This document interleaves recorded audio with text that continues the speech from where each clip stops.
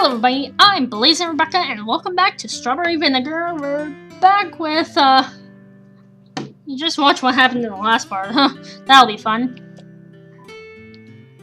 It's a warm day and the river is clear crystal blue. It flows steadily, carrying silverfish along within it, their scales flashing in the sun.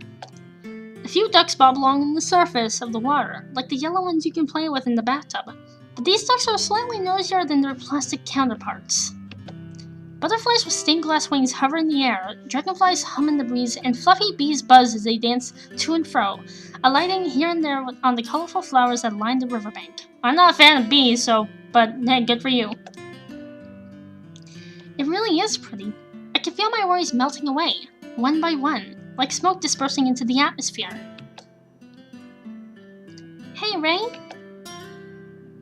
What is it? I was just wondering, what happens on this school trip anyway? Didn't I already tell you? We tramp all the way up to the mountains to pick berries, and then we tramp all the way back down again. It rained a lot last year, and the paths were all muddy, but we had to go to the mountains away because that's what my school has always done, and you just can't beat bureaucracy. You sound like a disgruntled salaryman, Ray. I'm just cynical. How can I help it when so many things in this world are so stupid? I bet everyone looks stupid to you, since you're so smart. I could get grades, but I don't know if I'm that smart. Not really. There are smarter people. But you use so many long words, and you're only 9 years old. I don't think knowing a lot of long words makes you smart. It's how you use those words that really counts. Maybe. You sounded really smart to me just now, though. Well, you're a reason to impress. Maybe you're right. I've never met a girl quite like you before. You're only saying that because I'm the first human you ever spoke to. I'd find you interesting even if you were the 1,000th or 1,000,000th human I'd spoken to. You're a lot of fun to be with. I look away trying to hide my flushed face. Well, thank you, I suppose. You're welcome. So, Ray? Yes?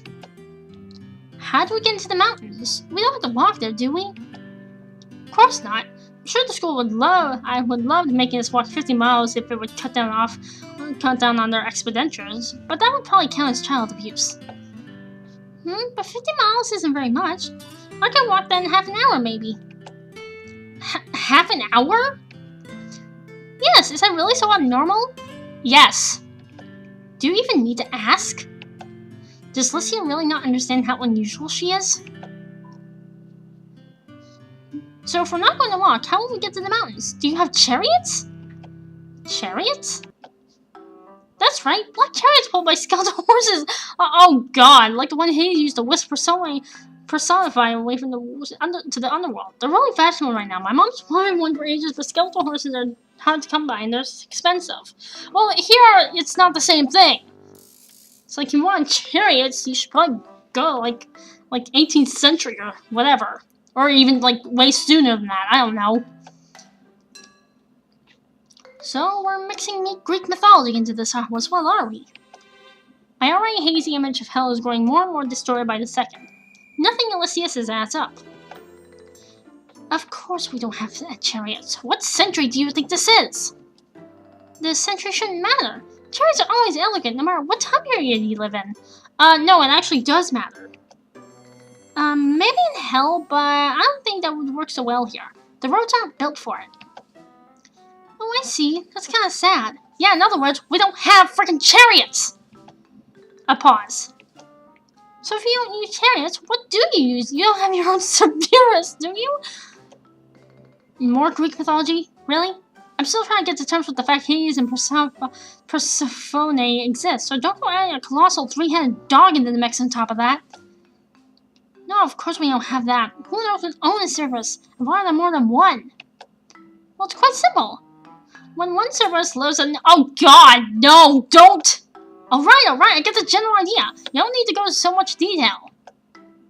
Huh? But Aurora told me all about it a few weeks ago. I was really proud that I managed to learn something so complicated. No, you— Oh god, that kind of education? That's not what I was expecting. Does that mean hell's everyone with Muchter's dog baying for blood with all 3 of their hideous heads? Probably. If If I had no interest in going to hell before, I certainly don't now. Pretty sure it's the basic of taking a what the heck? Of course it isn't a Cerberus. Don't sound so disappointed. I told your school didn't know a Cerberus. Why do you think it would? I don't know, a girl can dream big, can't she? Yeah, you can dream big, but you can't dream impossible. I don't think any normal person would dream about owning a Cerberus. Well, maybe not. Well, obviously not normal people. This isn't as exciting as I hoped, but I guess I'll do. I've never been inside one of these tin cans before either. It isn't a tin can, it's a bus. That's the most girliest fucking bus I've ever seen. But it looks like a tin can. A massive tin can on wheels. Lizzie has a point there. This bus is an ugly rectangular shape made of metal, and us Hikage elementary school students are crammed inside like canned sardines. One of our more eccentric teachers tried to pray this bus up, but didn't really work. A bus is still a bus, and these poorly planned attempts to make it look cute and cozy instead made me feel ill. There's nothing wrong with it. It looks cute. I would want to ride in a bus like that. I don't like traveling at the best of times, but being shut away inside this book with the rest of my class is far too overwhelming.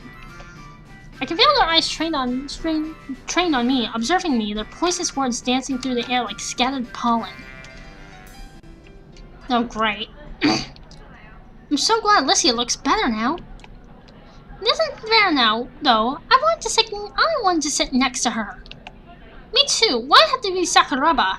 Because she actually likes me. Why is it always Sakuraba? She doesn't even like people. Lycia's wasted on her. I tucked my head, clenching my hands into fists. I don't usually agree with the rest of my class. I care so little about the opinions about their opinions that nothing more than faceless masks to me. But now I wonder. Maybe Lycia would have more fun if she stayed with my other classmates. Any of my other classmates. Well, they're kind of actually being bullies, so I doubt that. I must be so plain and boring compared to the rest of them. I don't say anything in class, and I don't go to any after-school clubs, and I don't even have any friends. Hello, they're the ones that have no identity or even name.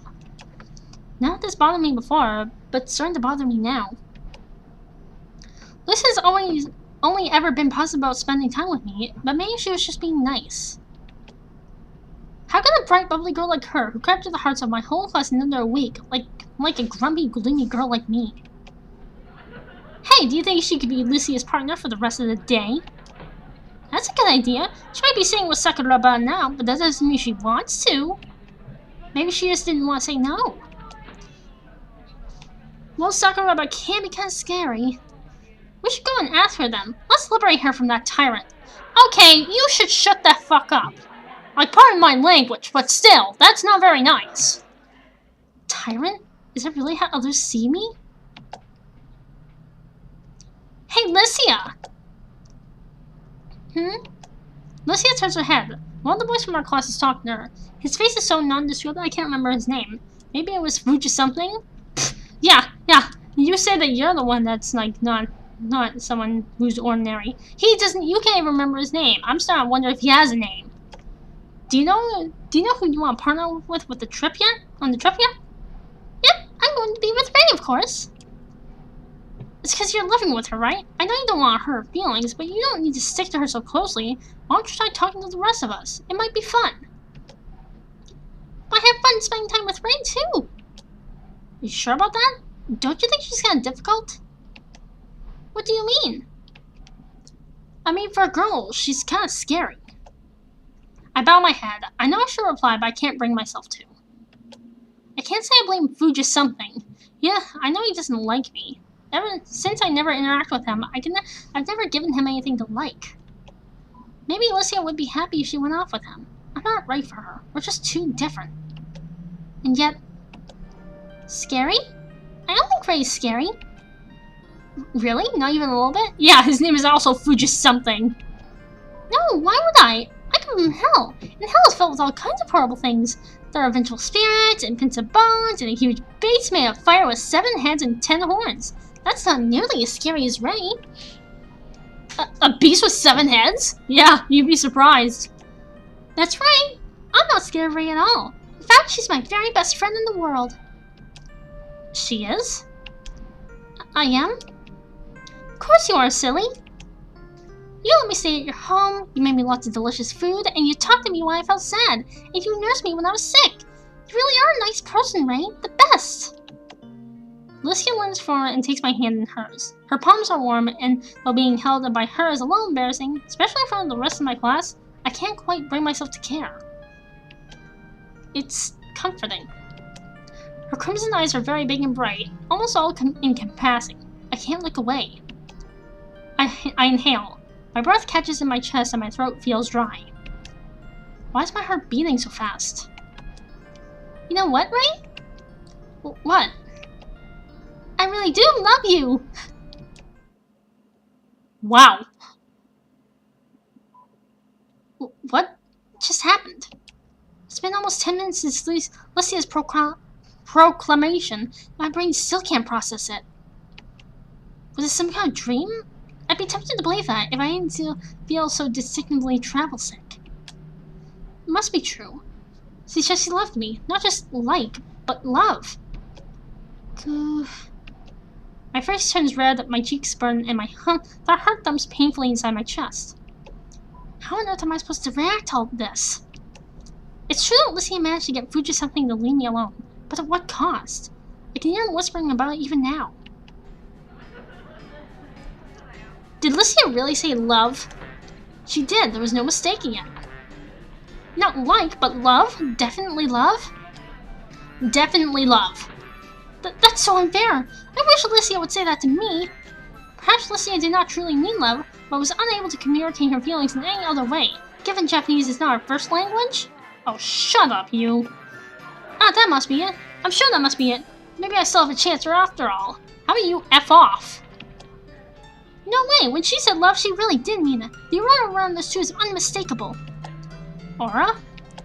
That's right, the pale white lily-colored aura of two girls in love. I sink down to my seat. Why did this have to happen to me? Ray? Ray, are you alright? You've been really quiet for the last 10 minutes. Does she need to ask? Isn't it obvious I'm not alright? I hate being the center of attention, and a bold statement like that, Lucia's definitely got attention.